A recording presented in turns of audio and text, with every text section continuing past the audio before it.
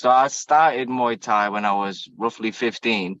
I went to a gym called Mr. M's Fight Factory. It's run by Kevin Morris. My dad and my sister were going there at the time.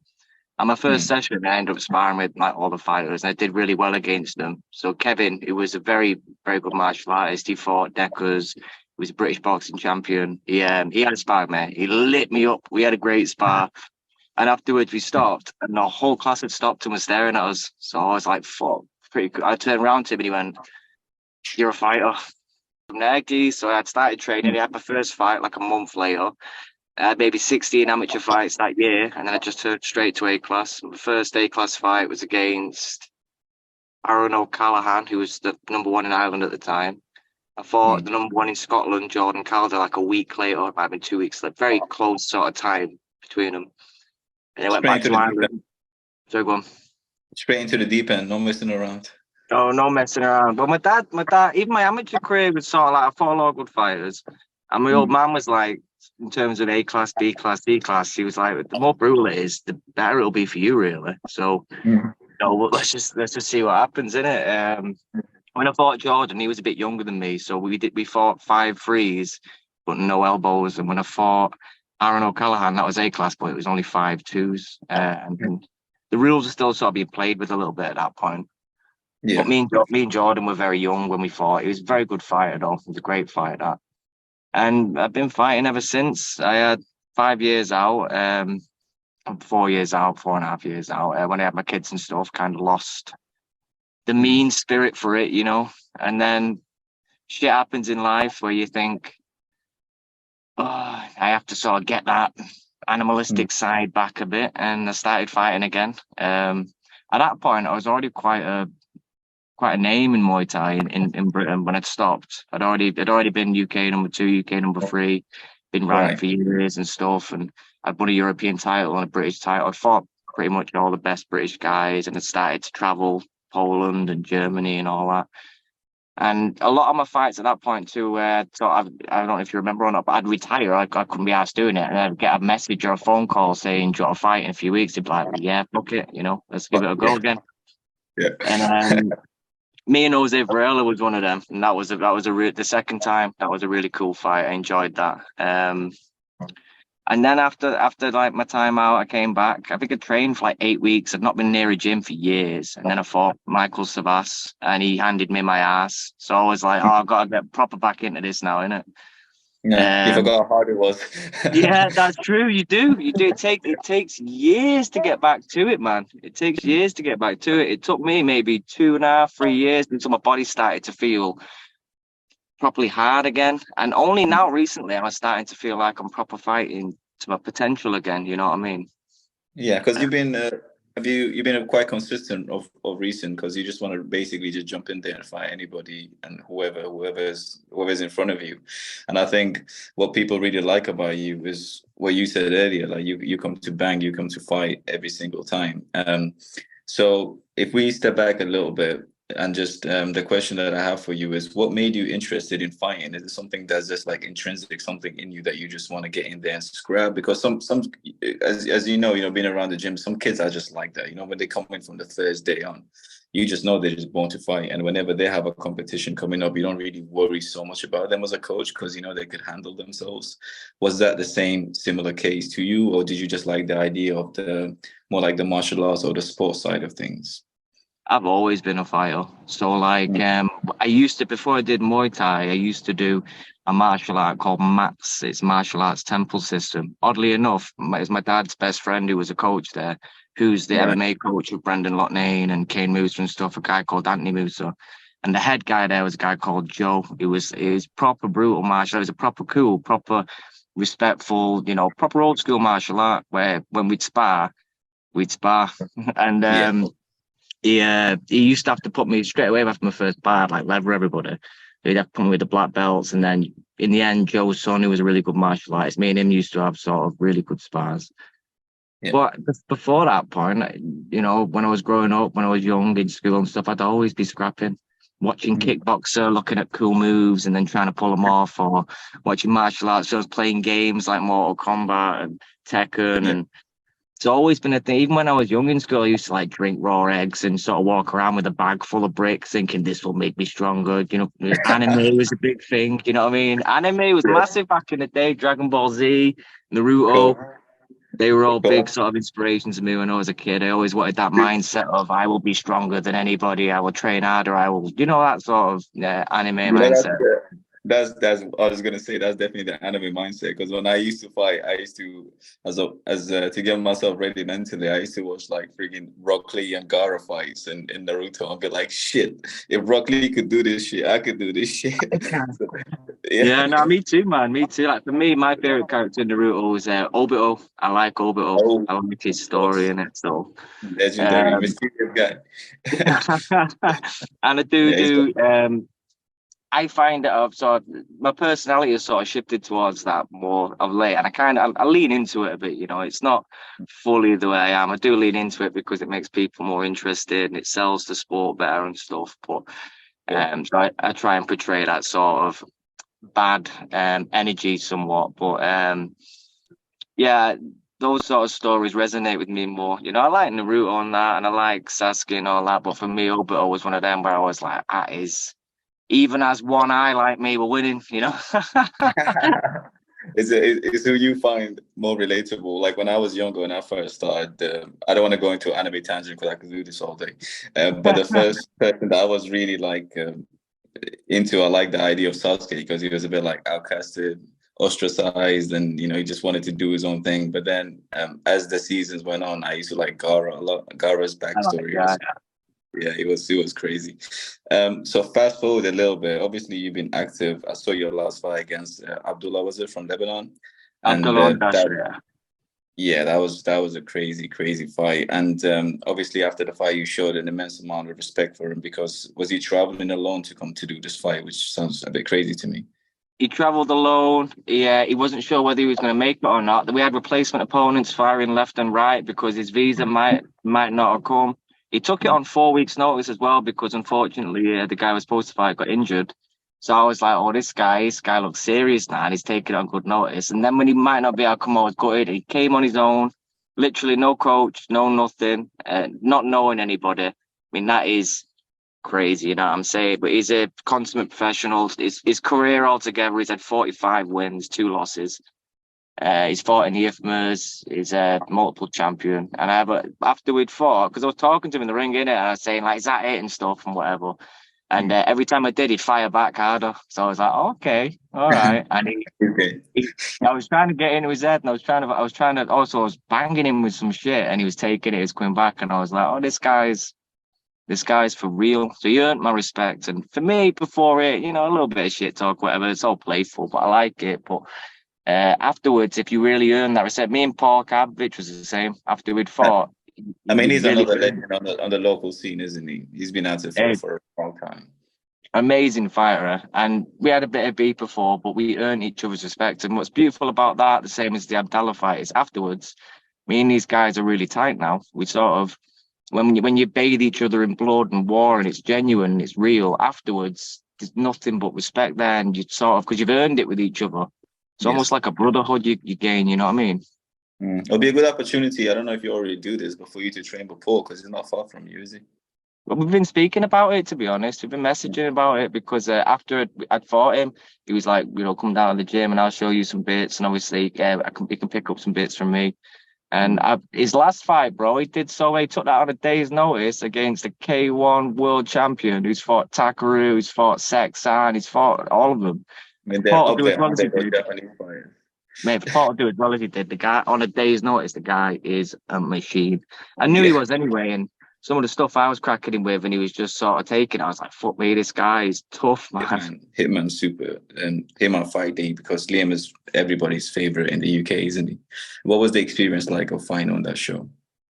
Best show I've ever been a part of, hands down. And you know me, if it was shit, I'd say it, If they had any gripes, I would say it, mate. They looked after us Yeah. from the top to the bottom. We got Jim King outfits, and we got the gear that they had us fighting in was high quality gear.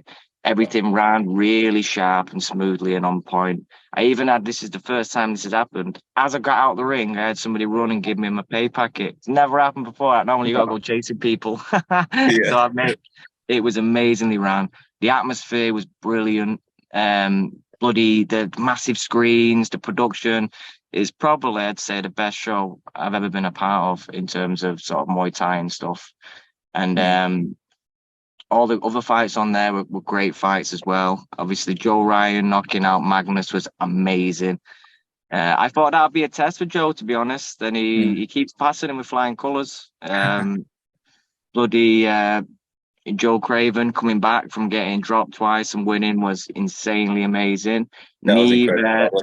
mate, I was an amazing fight. I was fucking screaming, going, it was madness, mate. Neve unifying the women's world titles, first time it's been done. There was so many good fights and good undercard fights. Honestly, it was an incredible show, and I imagine it's only going to go up in level from there. Yeah, because this is the second show, isn't it? That was only second one, right? Yeah, it's the second one. And to see people who were probably on the floor didn't get to see it as much, but to see Liam was running around the whole time in the back, checking on everything. He's working his ass off, and you could see the passion he's got, you know, for the sport. Even in his promoting side, he really does. It matters to him, you know what I mean?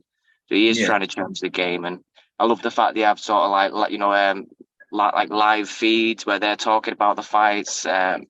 Everything they're doing is a step up from what I believe has been done before. And if it keeps going, which I imagine it will, I reckon it'll take over the game, mate. And I think people like you deserve that kind of treatment when you fight at the shows, because you put on performance every time and you've been at it for so long. It's about time that you find on shows where you've been taken care of. I mean, as you would know, like back in the days when we used to fight, there was I fought in some shows, man. Like looking back now, I think my guys would never ever find shows like that. I've had some as well. I've got some good ones. I've got some bad ones, man. But some of the old shows are fucking crazy. Mad, right? And you never fucking get paid for it. Payment? What? No, get paid? fucking 20 quid or something. Yeah, if that. No, but it's great. Me. It's great to see, and it's great to see that Liam is obviously giving back. He's always been giving back to the sport, you know, in terms of seminars, coaching, and taking care of fighters and whatnot. But it's great to see that he's even doing it on a higher level now with the shows and giving opportunities. No, he did as well. I wouldn't just say it. He actually absolutely did. It was an incredible show to be a part of. Probably my last Thai show for a while. And that's what I was going to get into, because I saw online that you're going to be doing some bare knuckle boxing, is it? Yeah, well, I've been speaking to the guys over at BKFC, and it's looking like I'll have a fight soon. I don't want to say too much. I'll be there in Newcastle at the weekend to watch, and if anybody's there, you watch it too. That Robbie Brown fella, he's a good scrapper, he's a good kid.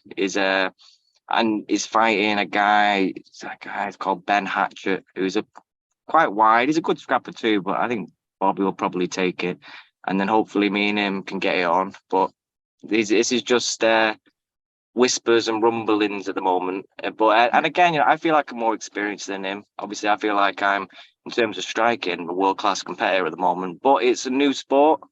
Yes. It's completely sort of new dimensions. You know, I'm taking away a lot of my best tools. My best tool is my hands, so that's one good thing for me. And you know, a good thing as well, I think, is when boxers go to bare knuckle, they've not had to deal with elbows or shins wrapping against their head or anything like that. So for me, the sort of bone on bone is not going to be too much of a different experience, but it is a new sport. You know, I do have to enter it carefully and correctly. And that's what I'm going to be doing. That's probably going to be my next fight, it's looking like. So is that kind of like a long-term plan? Is that why you said you might not be doing Thai? Well, I'm looking to do maybe, you know, I'm at the back end of my career now in terms of Thai boxing. Unless I get fights which excite me and get me going. Like the Paul fight was one of them where I was like, let's fucking see what we can do here, you know what I mean? Or the Abdallah one was the same, where it was like, oh, this is the world-class operator. So it gets me sort of not nervous, but like it'll bring the best out in me. You know what I'm saying? Whereas if it's I'm not trying to be offensive, but if some guy is trying to make a name, well, he has everything to sort of gain, and I have if I beat him, it's like, well, you should have. And And if he beats me, well, he gets everything that I've worked so hard to sort of get, you know. And there's only so many times you can keep rechambering that bullet before it eventually you shoot yourself and you lose the game of Russian roulette. You know what I'm saying? So, And I think, sorry, go on. yeah, I think with a fight like that, like on someone coming up, you know, wanting to take a fight with you, for example, I think typically it will come down to how much you respect the guy. So it's almost like you're willing to put it on the line because you admire this kid that's coming up and he's trying to fight you. So it has to be some sort of level of respect there because, like you said before, the amount of times you put into the sport, like that is for you right now, it won't make any sense for you to just take any fights. Why should you? You know, you've been there, you've been on the other side where you've had to come up and fight guys who were more experienced than you, and you know, you kind of almost looked up to, but now you're on the other end of it. So you could pick and choose who you want to fight. And it should be that way because we should not be delusional. You know, we should be very realistic. The sport is a young man's game. People are very, very hungry out there. The level is increased compared to like when we were teenagers and we were fighting, you know.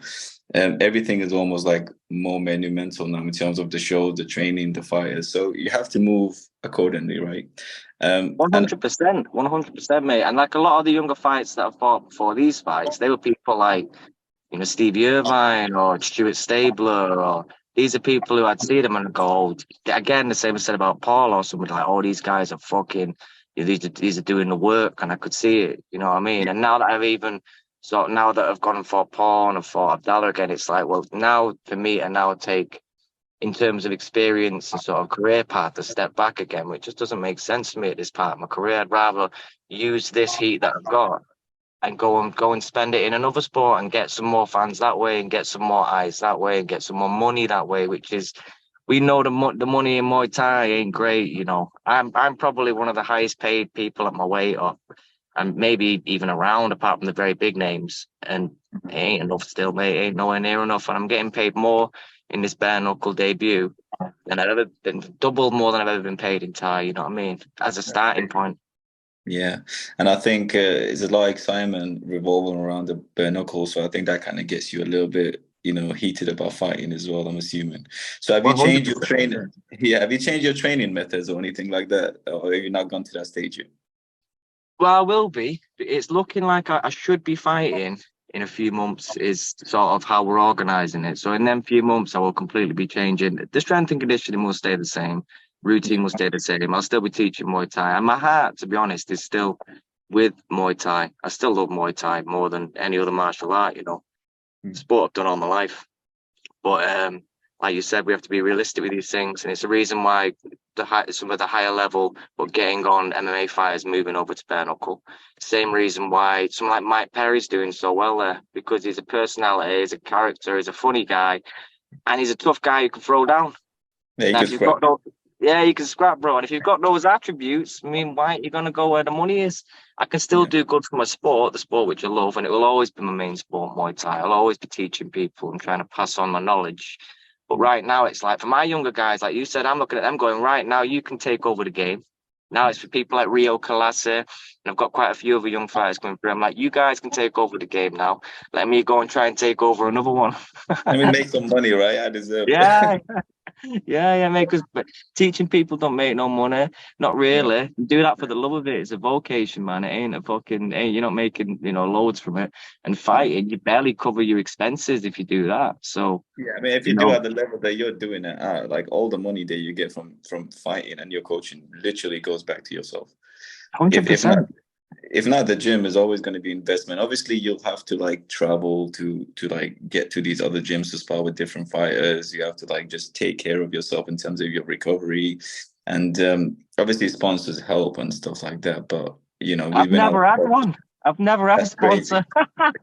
Why is nobody sponsoring you? I think, mate. I think it's because I'm so outspoken. I'm like, well, it's almost like I'm bad for brands, I reckon.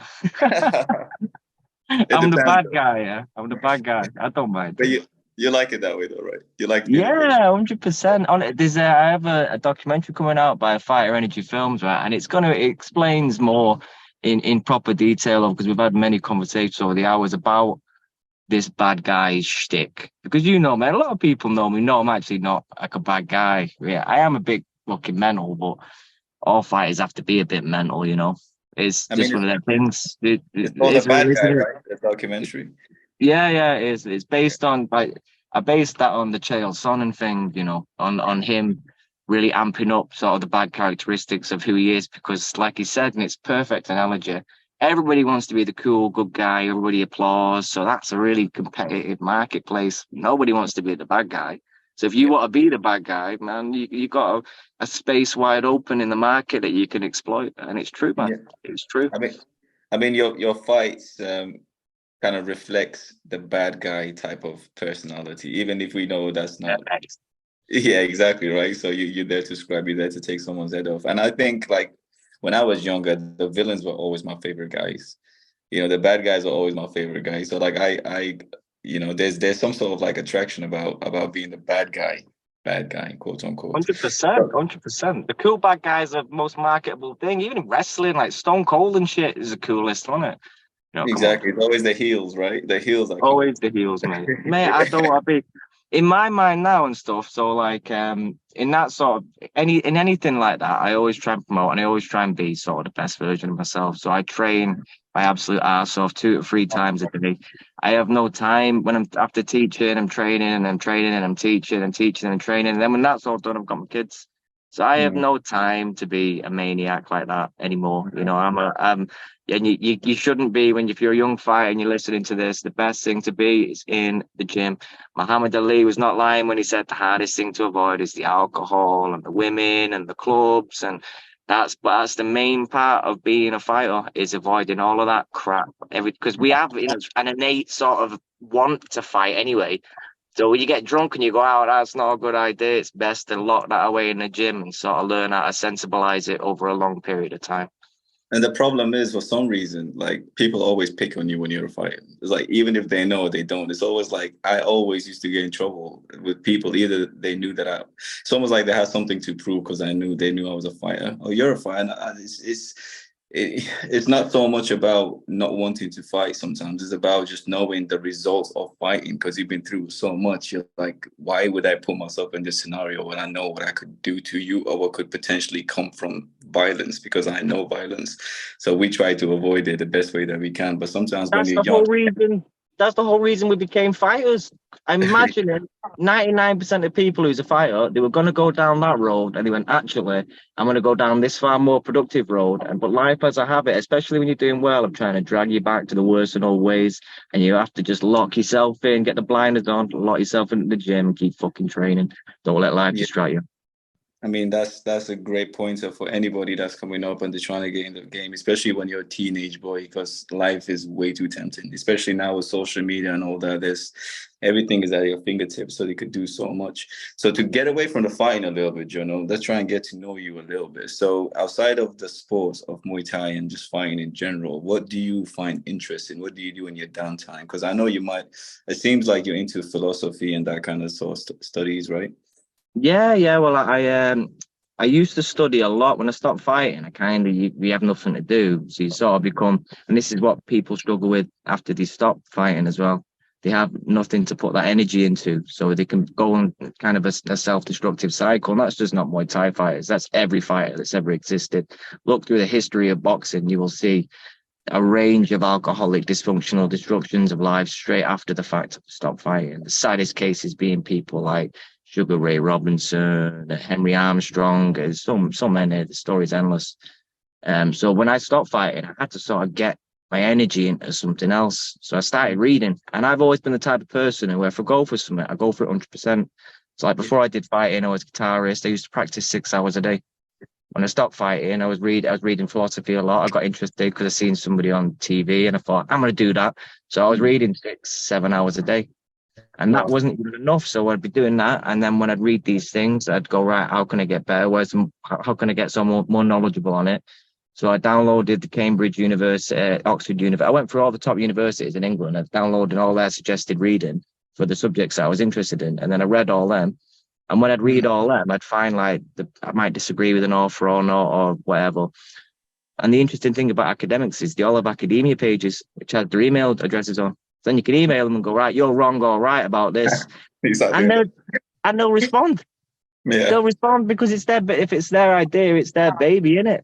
So they'll get back to you on it, and you'll start debating with them on it, and then you get a better understanding of the concepts and the sort of ideas that they're propagating. So it became almost like a fight for me in that sense. It's got like a mental battle of always trying to sort of push and push and push the intellectual side. And after about a year, a bit more of doing that, I was speaking to a guy called Alexander Rosenberg, who's still a top professor at Duke University in America, very high level guy. And he was like, "You might be onto something here, Jonno. Let me come down to your offices when I'm in England or whatever, and we'll discuss it." And I was just drunk in my room at the time, innit? So I was like, "I'm just a guy who's drunk in his room. I'm not like a professor or anything. I don't know what you're on about." And he was like, "You didn't go to uni?" I was like, "Nah, mate, I've not done nothing like that." So he's like, "Right, we've got to get you in." So he bloody sent me a reference, and I also got a reference from Julian Bagina, who was a very good philosopher at the time, sort of always writing for The Guardian and stuff, a well-publicized author. And I sent it to a few universities, and they all got back to me first. So I was like, "All right, cool. Let's see what they say." They said, "Write me an essay as quick as you can." Or I took it as that anyway. They didn't mean that, but I took it as that. So I wrote one that night, sent it to him, and he went, "This is PhD level. When do you want to start?" Wow. So luckily, I got to miss sort of the undergraduate periods and all the A levels and stuff, and just went straight to masters. Wrote my own sort of thesis, which I believe solved the problems of philosophy. You know, I wasn't aiming low, was I? And That's crazy. I got that. I got my masters in that, and then that was literally around the same time. Though I had that thing happen to me where I was like, right, I'm going to get back into fighting now. So the week I completed my master's dissertation was the week I also fought Keith McLaughlin for the #1 spot. Wow, the pressure of that sounds crazy. That was a deep week. That was a deep week. Trust me on that. And I had a lot of other shit going on, but they were the two sort of major ones. Luckily, I passed the philosophy degree. Unfortunately, I didn't beat Keith at the time, but it is what it is. We move. You have to like balance our life though, right? That was like the balance. Yeah, that was a fucking. I don't know why I thought I could do both of those things at the same time. So But give it a crack. do you feel like I mean a lot of people might not understand why I'm asking this question. They might not even understand your answer to this, but I think we as fighters might get it. Do you feel like after you did all the studying and it's almost like you self-developing, just not just your brain, but yourself as a character? Do you feel like when you came back to fighting, do you feel like that you were more mature? Did you start like implementing different types of philosophy into your fighting as well?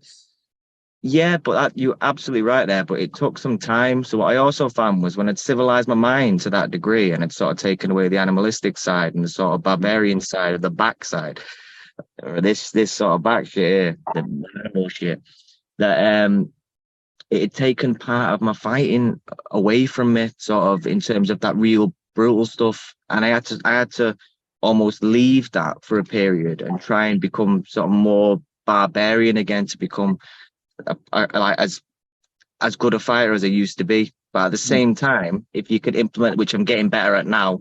So I went from, I thought I was too soft when I first came back, and it sort of took me a while to get back in. So then I became a bit more brutal again, and I was happy with that. And then now, sort of fighting the level of fighters I'm fighting at this point, I had to then sort of combine them, like you're saying there, which is now I train, especially in my last few fights, I've trained harder than I ever have. Yes. I'm far more thoughtful. I'm far more like careful about most of the decisions that I make. You know, I'm still a crazy guy, and I believe to a certain extent you have to be. So like John Jones always used to say, he got pissed a week before a fight in it. And that might sound mad to some people because they don't understand like what I believe is his mindset of once you cage that beast to the point where it's completely controlled, then you kind of control and sort of contain a little bit too much of the chaos within yourself. And I don't think that chaos can be perfectly controlled, because if it is, then you become too civilized and then you can't be as good a fighter as you need to be. So it's a very yin yang situation of having to balance sort of caged beast that all fighters have inside themselves. And also they're not leaning too much to the side that cages it, because then you become a bit too civilized. So it was a very hard balance to come back to be honest. And it took me a few years. Yeah, because there's two ways to look at it. You know, if you're civilized, you shouldn't be really getting elbowed and kicked in the face. That's not what True. humans are. Not what humans are supposed to do to each other. But unfortunately, the sport that you're in involves that. So it's all about, like you said, finding that balance. What do you think your best attribute is as a coach? You were bang on there. So particularly because my initial interest in philosophy was the philosophy of language, that sort of the way you can sort of conceptualize the ideas that you have and then explain them. I learned this a lot in teaching as well. So you can give one metaphor or one example to somebody and it just won't hit home. But if you keep changing and sort of shifting the imagery of the metaphor, in the end, suddenly they can translate it through the body because they understand it conceptually. And it's the exact same way with the young guys. I think the main strength I have when I'm trying to teach in that sense is I've been there, I've done it, but also more importantly than that, I know how to explain sort of the mistakes I've suffered as well. So I always tell them, you know, you're not like me, you can't be like me, don't be like me because I should have well better. I still make loads of ridiculous mistakes that I shouldn't make, right? But I expect better from you guys because you've got people like my dad and me watching you and helping you and guiding you, you know what I mean? I'm hoping that they can show, and a lot of them have through the years, to be honest, like Ben Mason Gallagher, Logan DeTondo. These were fighters that we had not long ago. Hopefully Ben will be coming back soon. We'll see. But these are fighters that we had not long ago that were doing really good on the scene. You know, Logan only had a split decision loss to David Sinclair, and he lost to Liam Patel in a close fight as well. And apart from that, he pretty much destroyed everybody else. And Ben was 10-0. So these are fighters where you could see the MFA system playing out really well. And the interesting thing about my gym system, because my dad's such a good coach as well, is it leans more on each different person's individual strengths. That's So people, important. and they think of like the problem with my gym is people think of my gym, they think of me. So they think, right, what's gonna happen is the guy's gonna come forward, he's gonna have good hands, he's gonna try and kill you, he's gonna rub blood everywhere, he's gonna be crazy. Yeah. And a lot of my fighters ain't like that. A lot of the fighters at the gym are completely different. The closest I'd say we have to a person that has a similar style to me is Rio, but he also has a lot better scoring IQ because a lot of the times, a lot of mistakes I've made throughout the years, me and my dad are trying to rectify that with these people so the next generation can learn from the mistakes that we made coming through. We all make mistakes through. It's very difficult on the job when you're learning on the job, you know. It's a hard job to learn on the job. You've got to be tough and you've got to be resilient. And there's loads of times where I've had in my career, I'm sure you remember where people be like, oh, Jonno's done now. He's over now. He should retire. People were telling me, I remember a coach said, and he didn't know I was in the room. It was hilarious. This is like 12 years ago. He said, when Jonno was in his prime, I was like fucking 20 at the time. I was like, when I was in my prime, how old was I in my prime? Like 16 or some shit. What are you on about? I Crazy. won't And say I what think it is. people forget how important longevity is and how hard it is to keep that up for such a long time. I mean, more than anything, you should get credit just for the fact that you're still doing it because you could have stopped a long time ago. Like, you know, you could, 100%, mate, 100%. I could have gave it up a long time ago. I'm going, you know what? It's hard now. It is getting better. I'm not, you know, I'm sick of getting punched in the fucking head. But yeah, in truth, there is something in me that's still very hungry and it still wants to go to war. And so this is why I'm lucky that I have the opportunity to go to bare knuckle and still prove that I've got that dog in me. But at the same time, that dog that I've got in me, in terms of Muay Thai, it's very political. It's very difficult for me to get the things that I want in it. I'm getting to a place now where it's getting better for me, but the clock is ticking. Do you know what I mean? And I'm not going to be the one who is waiting another 6 months to get a fight that I'm not even really interested in. And in the end, I'll just take it because I can't. I want to keep active. I've had this a few times in the last few years where I've been waiting for a good fight after winning a good fight, and then I'd be like, well, nothing's coming. And then eventually something will come and I'm not even really excited about that, but I know I have to fight. I have to stay active. So fuck it, I'll take it. And them fights never really go well. So no, I'd rather just now move to greener pastures. You know what I mean? yeah, I think that's very important what you just said there as well, because I had a period in my career where I was fighting basically because I was a fighter. I'm used to I fight and this is what I do and I fight, but I wasn't really interested in fighting like that. So it's important that you even had the time off to like kind of recollect your thoughts and come back with a fresh mindset of fighting. That's very important for fighters who've been going on for a long time, because it's very easy to slip into the mindset of just willingly fight for the sake of fighting, because that's everybody knows you as a fighter and expects you to fight, so you go in there and fight, but do you really want to? And that's very important.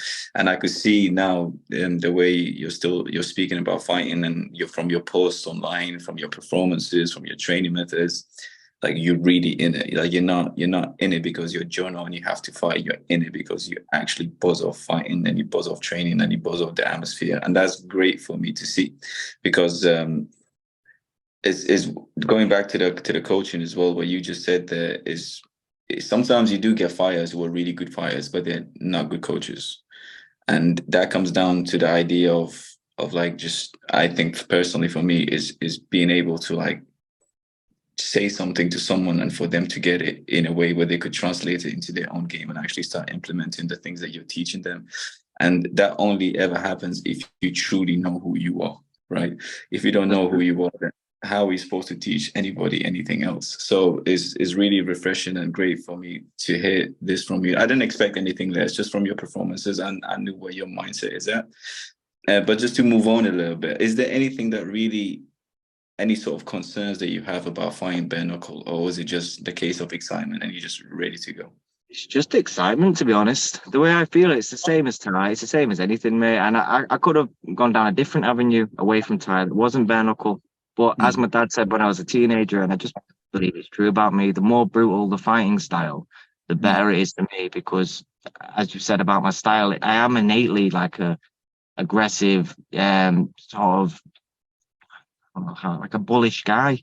And when I'm fighting, I really enjoy it. You know, it's almost like, to a certain extent, you know, like Kenpachi and Bleach, it's genuinely that, where, you know, the worse it gets, the better it is until it's over, and then nobody cares anyway, you know. So because it's over. So that's honestly, genuinely the way my mind is with fighting, and it's getting bigger and it's getting better that way. My mind is getting, like my last few fights, even though they've been amazing tear ups. I mean, I'm talking maybe my last five, I've not felt any fear. I've not had any real pain.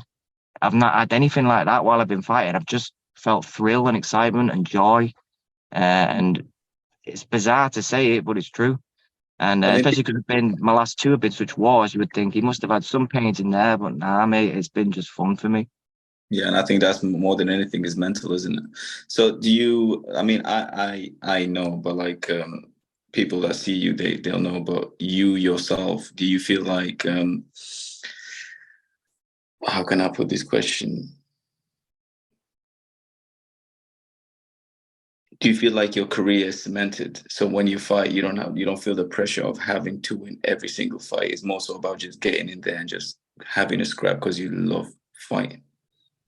For me, the way I feel about it is I'm always going in there to try and finish the fight off. So I'll look at my opponent, and no matter how good they are, I'll try and see ways in which I can land the shit I want to land to take them out. And I'll also try and think of ways where I don't get hit, you know, as much as I do. But that's the only way I think about fighting. I don't think about points anymore. I don't think about winning or losing or anything like that. I'm just thinking, how can I get myself, and in what round, get myself to the best position I can to finish this person? And that's all I'm aiming to, that's all I'm aiming to do. I'm not really interested in point scoring because it's so subjective in Muay Thai that Yes. I've had fights where, you know, back to back, where I've booted somebody all across the ring for a full fight with my left kick, and then they've gone, you did, but you got punched a little bit, so then they won. So I've gone, right, fuck it, battered somebody with my hands the next fight, and they've gone, yeah, you didn't kick enough. And that sort of balance that happens there, and sort of the subjectivity of it, has meant that for my last, since after COVID, to be honest, since the Stevie Irvine fight, from then on, the only interest I've had is trying to find as clever and as sort of safe a way to finish a person as possible while keeping myself out of harm's way as best as possible. And that's literally the way I see it now. And I've been having good success off it, to be honest. I've not really been hurt much. I've hurt people pretty bad at times. I've been having fun in there. As long as I can keep doing that, I'm going to keep cracking on. Yeah, and I think that that's a very scary thought to have as an opponent for you, knowing that this guy is just coming in there to finish. So I have to like be on my toes throughout the whole fight. There's no room to breathe or anything like that. So to move on a little bit, I have like a bunch of random questions that I want to ask you. just to get to know you a little bit Fire away. on a personal level, rather than just just the fighting, because we know you for being a fighter. So these are almost like rapid fire questions, but they're not, because I want you to elaborate on them a little bit. So the first question that I ask everybody to set off is, if you had to punch a celebrity in the face, who would it be? That's a good one. Who would I punch a celebrity in the face? Let me think. Who don't I really like who's a celebrity? Who annoys me? You might have a list, in which case you could list them. I'd probably punch what's that wanker called? I punched Matt Hancock. Oh yes, okay. As hard as I physically could in the face. That's a good choice. If you had to go to dinner with any celebrity, who would it be? Dead or alive? Selena Gomez. Selena Gomez. Always, man. Okay, that's a good choice. That's a good choice too. Outside of fighting, because you want to get away from that, who's your favorite athlete? No, that's a good one. Outside of fighting, trying to think of some that I watched that ain't fighting. It's difficult. I'm gonna have to go old school on it, to be honest. I'm gonna have to go with an old school footballer, Wayne Rooney. Unfortunately, you're United fan. Rooney on it. Yeah, United fan. Back in the day when I was a young guy, Rooney was the man. So I'm gonna say Rooney.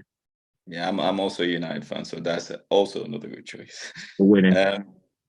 Okay, so this is your favorite sport outside of fighting, like outside of combat sport, if you do have any.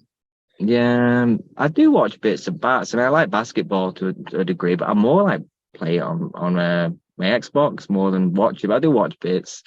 I like football, but I don't really watch it too much anymore. It's become a bit bizarre now. Like everyone's flying about. I don't understand. Like people should be carded more for sort of faking dives and stuff. For me, it upsets me, so I can't be asked watching it. But football, apart from that, really, nah, that's fighting is unfortunate for me, but fighting is really the only thing I watch. I could say boxing instead of Muay Thai. I love boxing. I mean, it's still fighting, isn't it? Because the whole life revolved around fighting, so it has to. Pretty much, mate, unfortunately. Yeah. What games do you play on Xbox? Is there one that is like your go-to game? UFC. I'm trying to get away. Elden Ring's pretty good, and that's not to do with fighting. Oh, okay. There you go.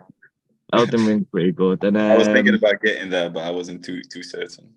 It's good, man. It's good. I've not played it too much because it's fucking hard, mate. It's really hard to get into. I thought it'd be like Skyrim at the start because when I was a younger guy, I used to fight. Obviously, when we fight a lot, we're tired in the night, so we have to do something. I'd normally game in it, and Skyrim was my thing. Skyrim was my one. Skyrim and Call of Duty.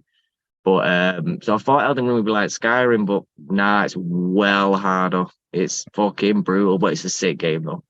Do you not think that basically, like, every time I meet a fighter, that's a really good high level fighter, we're all a bunch of nerds, really, aren't we? Standard, yeah. Man. We all love comic books. That's it. We all love anime, we all love cartoons, we all love gaming. We're all really the guys who used to get bullied and then became dead hard, so nobody could bully us, and we're still geeks at heart. So we make the geek name cooler.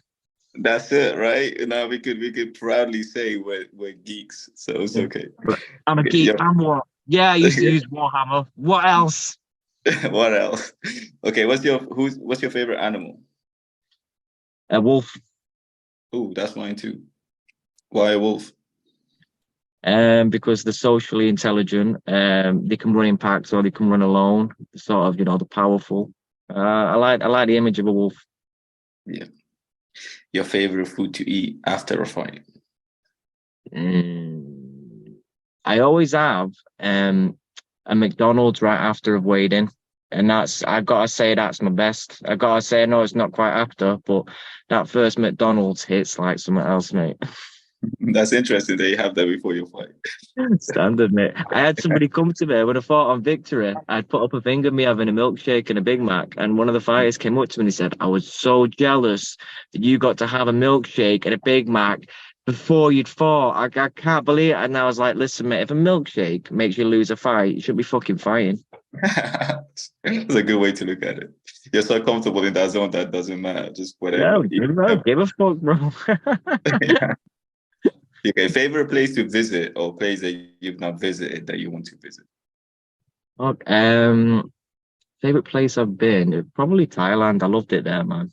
Uh, Shout out to Bull Muay Thai. They looked after me so well. Shout out to all the gyms that I went to actually. Sing Patong, Simba, Tiger, all great gyms. I was with my friend Mike there. Absolute top geezer. We had some right memories. Yeah, Thailand was probably either Thailand or Rome, I'd say. Nice. Well, I'm going to Rome next month, but I've not been to Thailand, and it's also on my list. I was thinking you might say Japan because of the anime shit. So that might be I a would place. like to go to Japan. I would love to go to Japan. Yeah, that's on my list too. Okay, punching or kicking? Punching. Yeah, that surprises me. Favorite movie of all time? I'm gonna have to throw a few out. I can't just give one. Yeah, sure. Eternal Sunshine of the Spotless Mind is a good film. Ooh, that's Yeah. great. You know, every time I tell people about that movie, they're not seen it. I just tell them how much they've been missing out. It's a No, great they have been. It's a sick film. Donnie Darko is a good film. Um, Vanilla Sky is a good film. These are all quite similar, I guess. So I might have to change it up a bit. I like Schindler's List. I'll give you one more. Shutter Island. Yeah, so all kind of the same movies. I put Schindler's List in. No, I changed it up a little bit. Yeah. um, I've already asked you about that. Okay, I've got two more from me. So the next one is your favorite anime of all time, since we've been speaking about anime. My favorite all time has to be Dragon Ball Z because that was the one that got me into it. I remember like the freezer fight with Goku when you'd wait a week for it to come on and then you'd watch a little section. I mean that fight went like 40, 50 episodes. People don't understand that's like a year of waiting to see who wins this fight. It's crazy. Yeah. And then you finish off with the Super Saiyan transformation. For me, Dragon Ball Z is all time best, but I watch more Naruto now, to be honest. Yeah, is that one of the animes that you actively watch now, Naruto? Yeah, I've seen it before, but I've seen Dragon Ball Z so many times that like I can't, and I don't really like Dragon Ball Super. I think they made Goku a bit silly. That annoys me. So Yeah, we went on for a bit long, right? So that's the problem sometimes. But if I could recommend any anime, you probably already seen it. But Attack on Titan is my favorite right now. I've not. My friend told me to watch it the other day. I do what I watch it. I do what I watch it. My Especially, top three. Have you seen Bleach? I've seen Bleach. I've seen Bleach a long time ago. That was one of my favorite. That my notebook is actually a picture of Bleach. But if you watch Attack on Titan, like from the first episode, the first two episodes is nuts. Like it's crazy. I'm gonna be watching that then, geezer. Yeah, for sure. Okay, the last one from me sounds like a bit of a generic question, but I think it'll be good for people to hear, especially with your experience and the time in the sport. So we're gonna do a 360 and come back to fighting. If you had to give any sort of advice or pointers to anybody that's coming up who just wants to start martial art or they just want to turn professional as a Muay Thai fighter or any sort of kickboxer or whatever, do you have any sort of advice and pointers that you want to give them? So the hardest thing if you want to start is the first day in the gym. You're going to have to build mental resilience and toughness, but that takes time. So the first thing is just get into the gym. Listen to your instructors, listen to your coaches, train as hard as you can, and understand that the sacrifices that you're making now will either pay dividends or if you're not making the sacrifices, you'll suffer in the ring. We all have like a cool movie in our head of how fighting is, and this is why a lot of people, like civilians, will talk about fighting and they'll think they can just do cool in it because they have a movie in their head where they can go blah blah blah, and then everyone goes down and it's dead easy and everything's in slow motion. But in truth, fighting is fucking brutal. It's a lot harder than people think. It's a lot more difficult just to get into the ring and throw a punch. You go, oh, I'm knackered. And then you have to go from there, sort of thing. Dealing with the adrenaline, dealing with everything is very difficult. So what I'd say is get into a gym, start training hard, listen to your instructors. And then the second thing, which I did a lot when I was younger, was the people you aspire to in sort of fighting, watch them, and listen to them, but don't try to be like them. So I tell my fighters the same thing about me, because I have bad habits that I've picked up over the years that now I'm a little bit too long in the tooth to sort of stop. In fact, I think I do better with them. But I'm like, these things that I do, you know better now from me not to do them, because I've done them most of my career. You shouldn't do them. Let's see how good you can do. The same as any fighter you watch. So I used to watch fighters and I pick up good habits from them and bad habits from them. And I realized in the long term, what I should be doing is just watching the good and the best and take that from them, and not try and take everything from them, because each person has a good and a bad side. Each person has good habits and bad habits that they do and they portray. So it's best to just try and take the best from the people you watch, and then the worst, leave it to them, because we all have our own internal worst, and that's enough for anybody, believe me. So that is what I'd say. And also, sort of last thing I would say about it is believe in yourself. That's the most important thing, So I was lucky enough in my career where at times when I'd suffer sort of disheartenment, or I'd be taking really big challenges. So a good one would be when I was fighting Simon Audley when I was only a young lad and was fighting on Leeds Town Hall. I'd have fighters who I considered, friends, but were also world champions, phoning me going, no, you can do it. Come on, blah, blah, blah, blah. And they'd sort of encourage me and push me on. And I try and do that for young fighters too. So if a young fighter messages me, I'll try and message them back. I'll try and give them the correct advice. I'll try and tell them everything I can possibly tell them. But the main thing to tell them is it's in you, You can do it. And it's not about anybody else's perception. It's not about what anybody else thinks. It's literally all about your own belief. That's why I believe my last few fights have been better than any of the other ones, because I'm understanding more and more the importance of self-talk, of visualization, of mantras that hypnotize you into a different sort of state of mind that it's easy to sort of underestimate. But if you allow your consciousness just to waver about and you're not honing it into the moment, which we all have when we have to step through them ropes, then it can be a very dangerous place if you're not focused. So mantras, self-talk, visualization, and self-belief are key. Focus on them more than training. If you have to meditate for 6 hours and train for 4, I mean, that's a great advice, and I'm so glad you said that, because I feel like my own guys need to hear that from a different voice, because I'm like a broken record with that kind of shit. So Jonno, like it's honestly been an honor for me to have this conversation with you. I know we've been trying to get it sorted, so I really do appreciate your time, and consider this as your second home. So whenever you want to come on, and if there's anything you want to talk about, just give me a shout, man, and we'll take it from there. So again, I appreciate your time, and I appreciate yours. Thank you for having me. No problem at all. You have a good day, man. Take it easy. Peace. Peace. Peace, man. Peace.